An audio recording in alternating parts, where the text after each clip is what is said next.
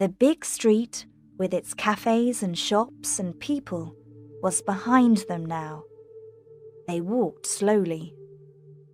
It was quiet. Away from the cars and the noise, Kim was excited. She held onto Dave's hand. They were in a narrow street of tall houses and small shops.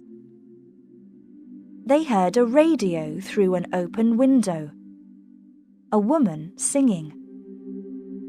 Kim stopped and listened, but she did not understand the words.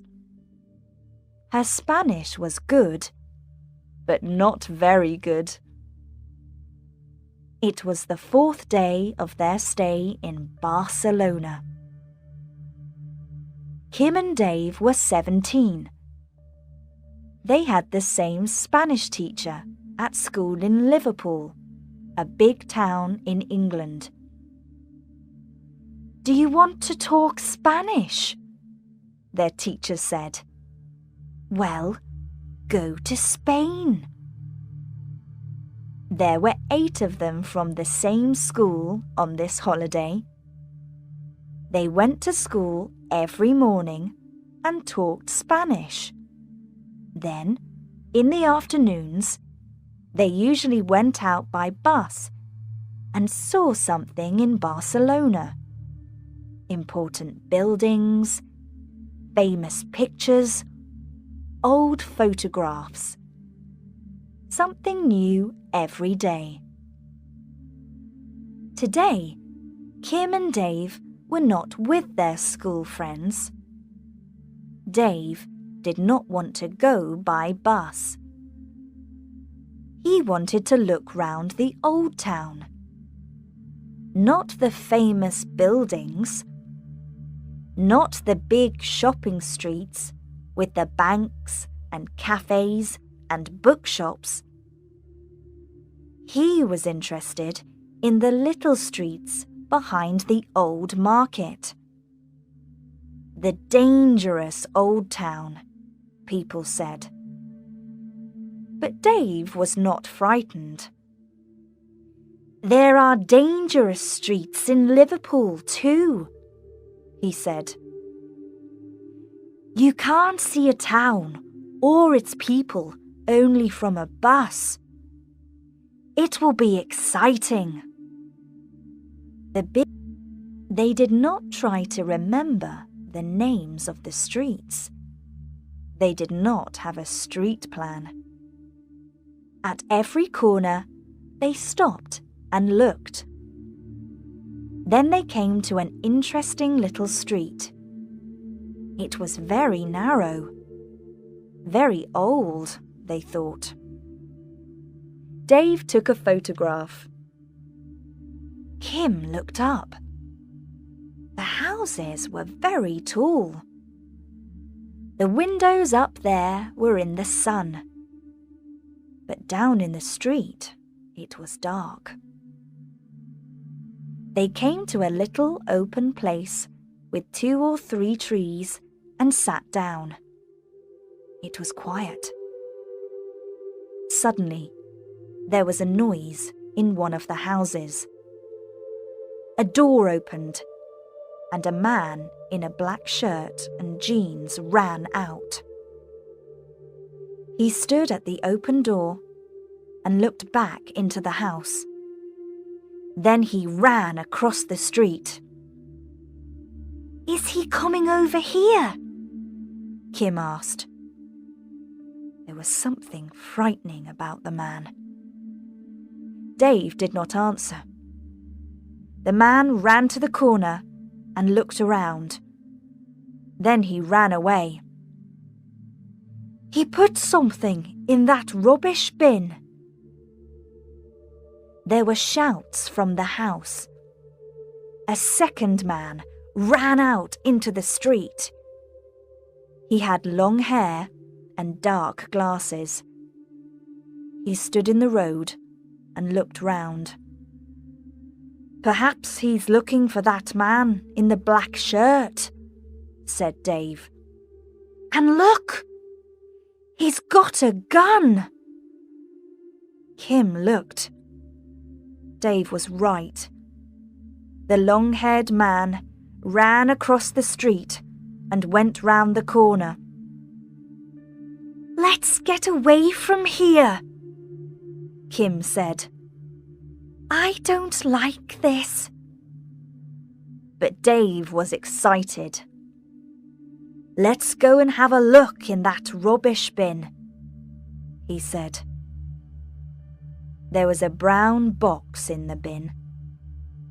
Dave took it out and opened it. A small white bag fell out. "Drugs," he said.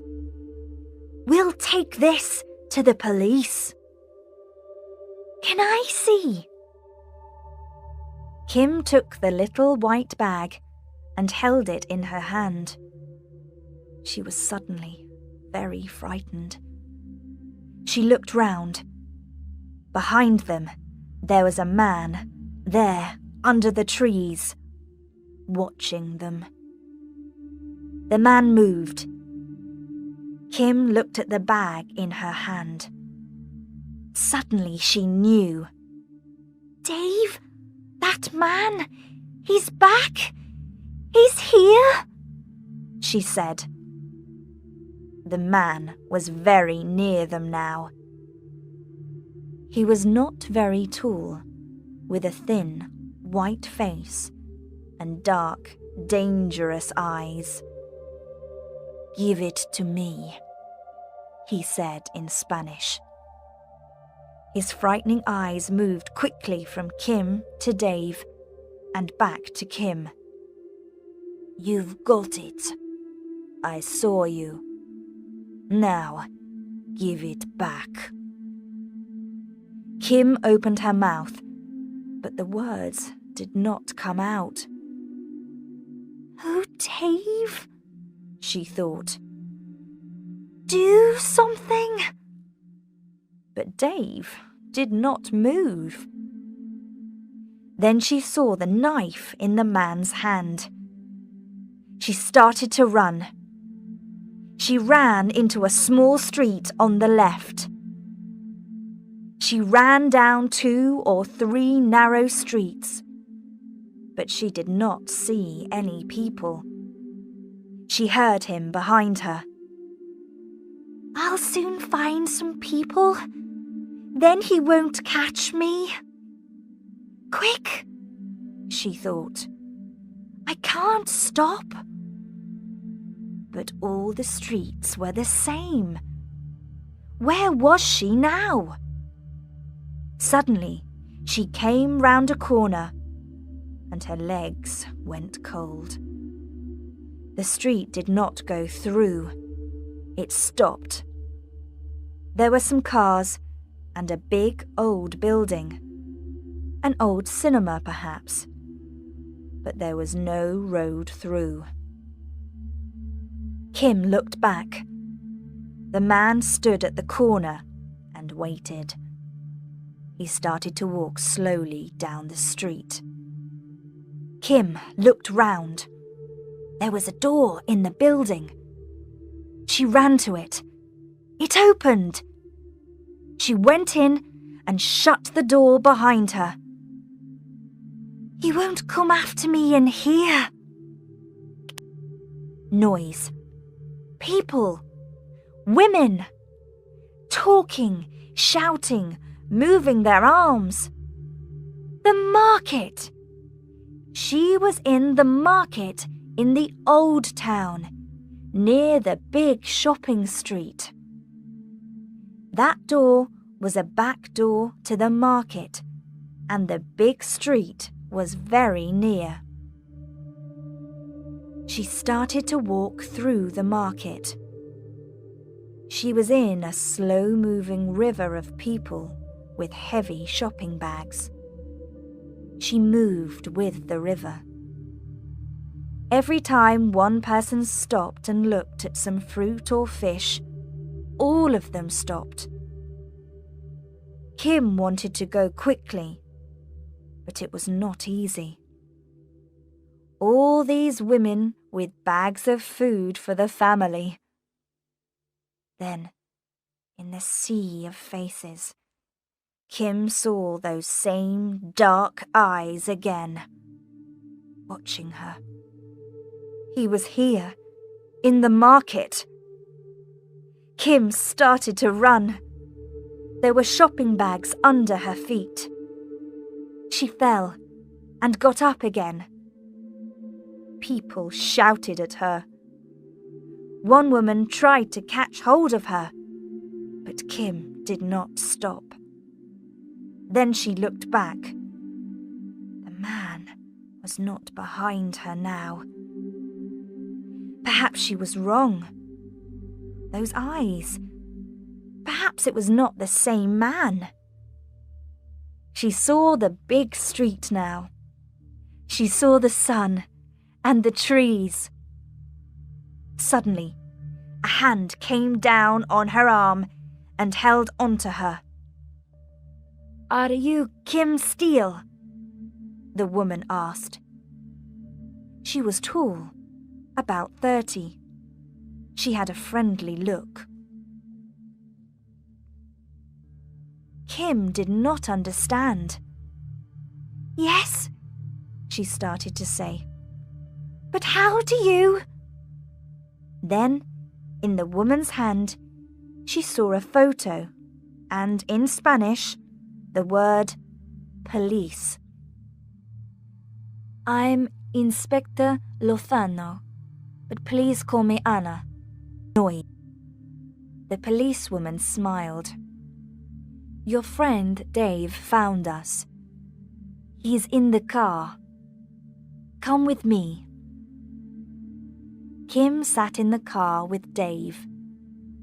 There was a man with Anna. He had long hair and dark glasses. Now Kim understood. He was a policeman too. She gave Anna the little white bag and asked about the man with the knife. "He sells drugs. Is that it?" "That's right," Anna said. She looked at the long-haired man. "Nacho here nearly caught him in his house. You saw that. Vidal, that's his name, was lucky. He got away. But we want him, and you can do something for us." Nacho smiled. Yes," Kim said slowly. "But—" "Vidal knows you now, Kim, and he wants his drugs. Listen. This is my plan. You go back to that place near Vidal's house. Vidal will be there, and he'll see you. We'll be there too, but Vidal won't see us. He'll think she's looking for her friend." "I can't do it." "Don't be frightened. Vidal won't get near you. We'll stop him. But he'll try. And then we'll catch him."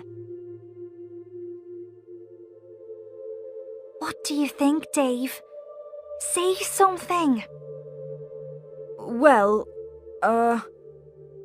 Anna and Nacho will be near, and they know all about these things." "But this Vidal man has got a knife. Perhaps he'll kill me." "Well, yes, but I'll be there too, you know." "You do it then." "Ah, but Vidal doesn't know me." Kim said yes, and Nacho talked on the car radio. Then they drove round behind the market. Kim got out and shut the car door. She walked to the corner. Then she looked back. Anna smiled at her. Dave's face was very white. Kim was frightened. These things were exciting in the cinema, but this was not a game. Anna and Nacho were there. She knew that. But this Vidal was clever. Perhaps he knew about their little plan. And he was dangerous. She was back in the same street now. There was the house. The door was shut. And there was the rubbish bin. 2 or 3 people came down the street. Kim walked slowly across the road. She looked round, then up at the windows of the houses. She waited.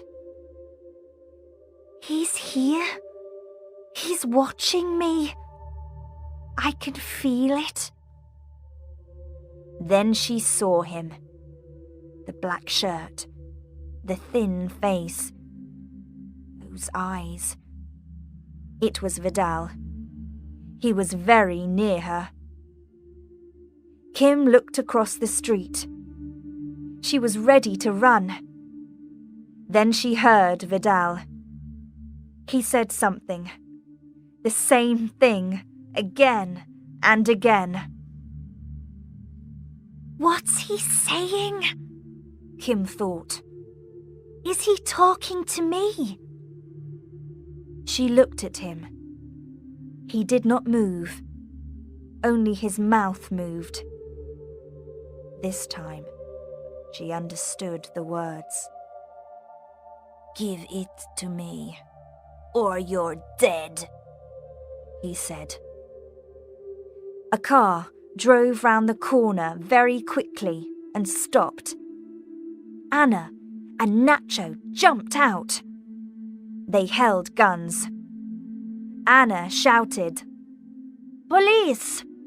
Don't move! We've got guns!"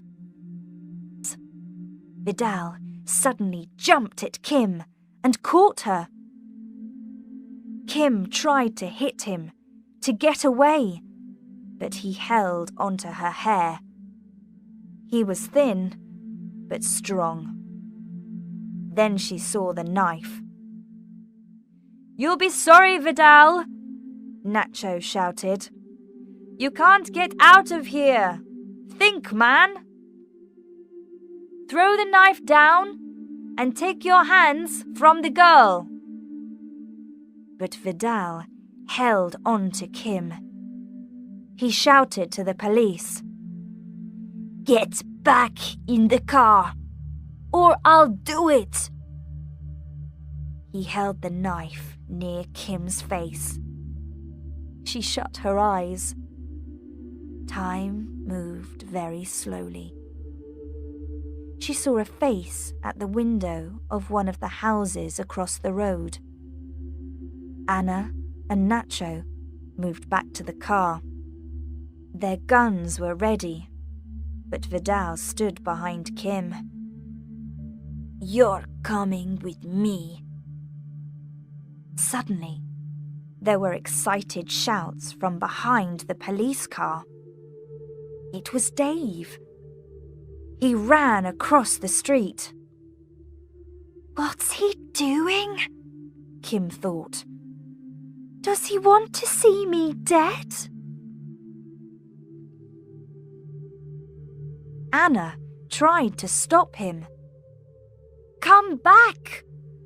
This man is dangerous, she shouted. Dave ran to the rubbish bin. He stopped, took the bin in his hands and held it up over his head.